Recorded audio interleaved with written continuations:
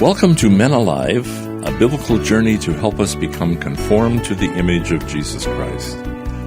I'm your host, Paul Estabrooks. Our teacher is my longtime friend, Dr. Jim Cunningham, consultant in adult education and director of Go Teach Global. Today's question, Jim: if you were hiring a person for an important task, what would you consider first, their character or their credentials? Often we seem to be more attracted to the way a person looks or dresses or how much money they have than we are about their character qualities.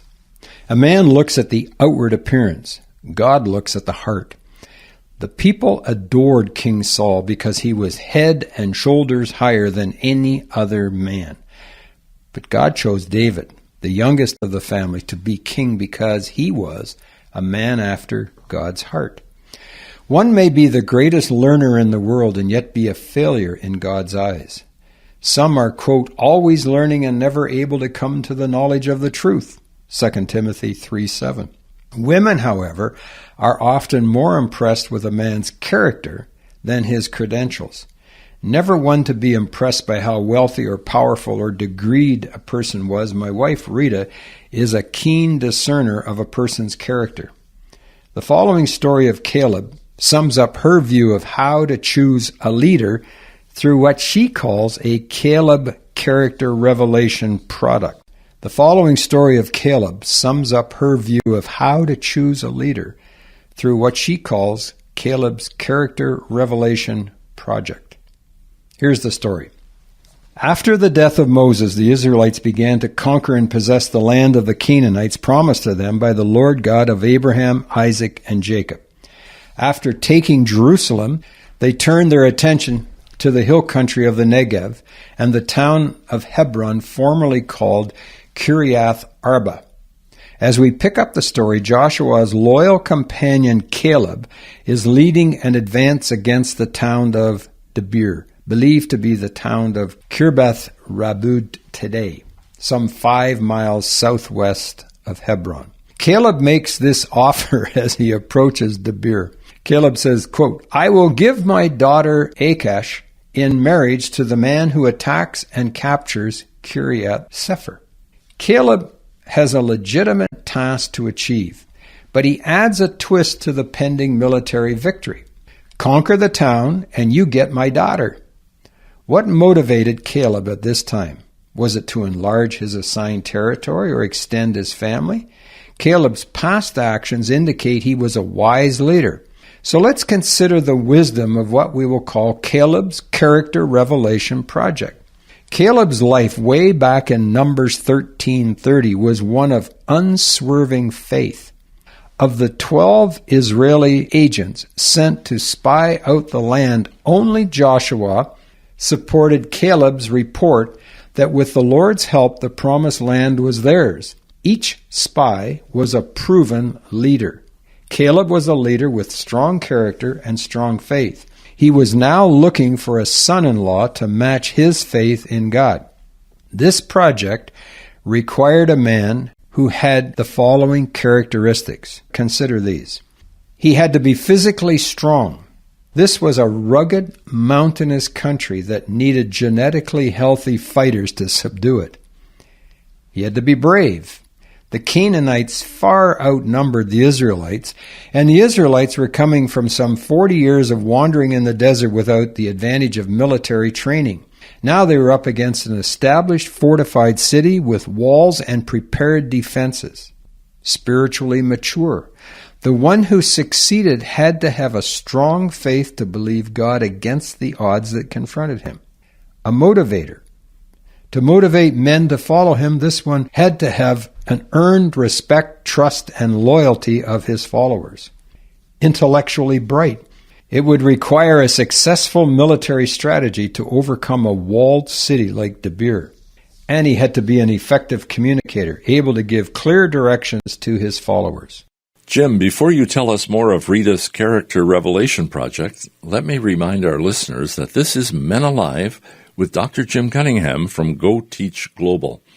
For a printed copy of this program's teaching or with any questions you may have, email Dr. Jim at menaliveuntogod@gmail.com.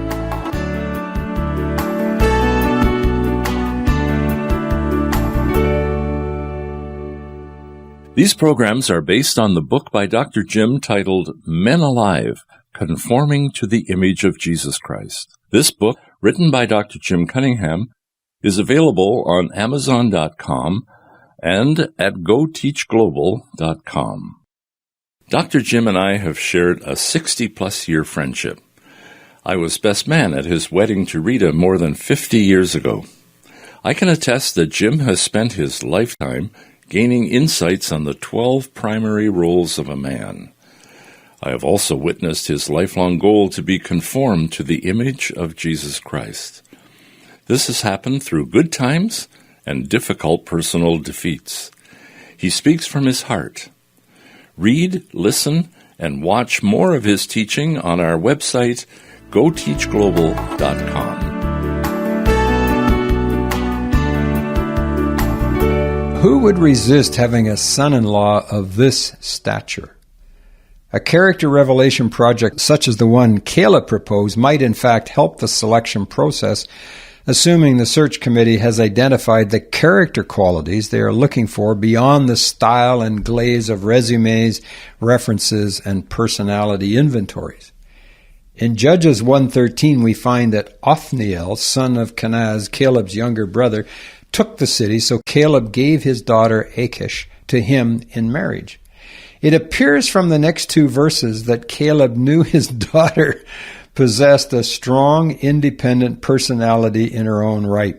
She asked Othniel to appeal to her father for a field and a special favor. Give me also springs of water, Joshua 15:19, which Caleb did. He knew his daughter needed a husband with a strong character to minister to the needs of his daughter. Hence the test.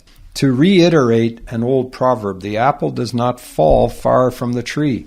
Later, Israel was unfaithful to God, and another generation grew up who knew neither the Lord nor what he had done for Israel, and they did evil in the eyes of the Lord. They forgot the Lord their God and served the Baals and the Asheroths. Judges 3:7. So the Lord gave them over to Naharaim, the king of Aram, who they were subject to for 8 years. Then they cried out to the Lord, and who did the Lord raise up as a deliverer? Othniel, son of Kenaz, Caleb's younger brother. The Spirit of the Lord came upon him, and he judged Israel, and the land had peace for 40 years. Then Othniel, Caleb's special son-in-law, died. This account of Othniel in his later years affirms for me that Caleb conceived this project with wisdom and prayer. Is there a lesson we can learn from Caleb's strategy? Before appointing people to important roles of leadership, could we arrange a character revelation project? If they accept the project and complete the task or meet the criteria, we can then proceed more confidently with their appointment. If there isn't a designer project, we must carefully observe how people perform in previous tasks. Caleb did not interview his candidates nor ask for resumes or references. I'm not suggesting we eliminate any of the current search mechanisms we use to choose leaders.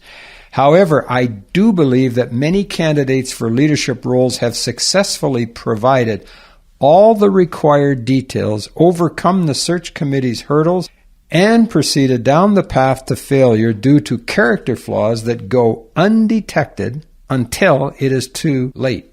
Rita, my wife, like some other women, has a legendary level of discernment about people's character. As a nurse entering a room of psychiatric patients, she was trained to read body language, look at their eyes, listen to their tone of voice, all for her own physical safety. But as a godly, spirit-filled woman, she elevated this training to a higher level of spiritual discernment. One time she was introduced to a Christian educator in a public meeting. After spending a short time in his presence, she said to me, "Make sure you never leave me in a room alone with that man." "Why?" I asked, like a dumbfounded husband. "What did he do?" "He did not do anything." Then she added, "I cannot respect him. he asked me some very inappropriate questions and made some arrogant and dictatorial comments that made me feel very uncomfortable. And I do not trust his eyes. Later, we discovered a Christian agency fired this man for having sexual relations with both his secretary and his secretary's mother. His impressive speech and credentials distracted the directors of the ministry who hired him. Rita discerned something was wrong by his demeanor in a blink. She discerned he was unable to walk humbly with respect. Many men do not realize that if they watch pornography or fornicate as a single man or commit adultery as a married man, it affects their eyes. When they look at a woman, the woman can see their inner character revealed by their eyes, body language, and countenance. A character revelation project such as the one Caleb proposed might help the selection process of a godly leader, assuming the search committee has identified the character qualities they are looking for beyond style, resumes, references, and inventories.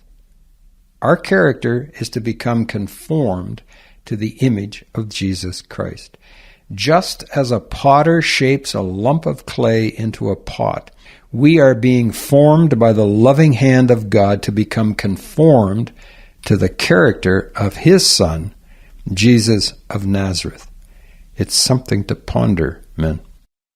Thanks, Jim.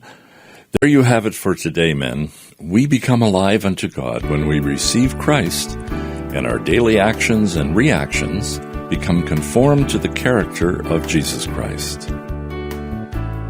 Pastor Peter Matenge from Nairobi, Kenya says, men are missing in leadership in our culture. Women, wives, mothers, and daughters, are giving the predominant leadership role in the home and church. Men need practical help and courage to graciously accept and lovingly fulfill their biblical roles. Dr. Jim's book has given us biblical insights and an understandable framework for this to begin.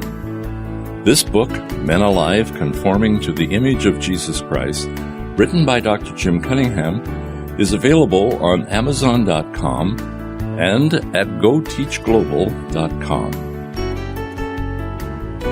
For a printed copy of this program's teaching, or with any questions you may have, email Dr. Jim at menaliveuntogod@gmail.com. Men Alive is a production of Go Teach Global. For more information, go to our website at www.goteachglobal.com. Until next time, I'm Paul Estabrooks on behalf of Dr. Jim Cunningham, encouraging you to be men alive, conformed to the image of Jesus Christ.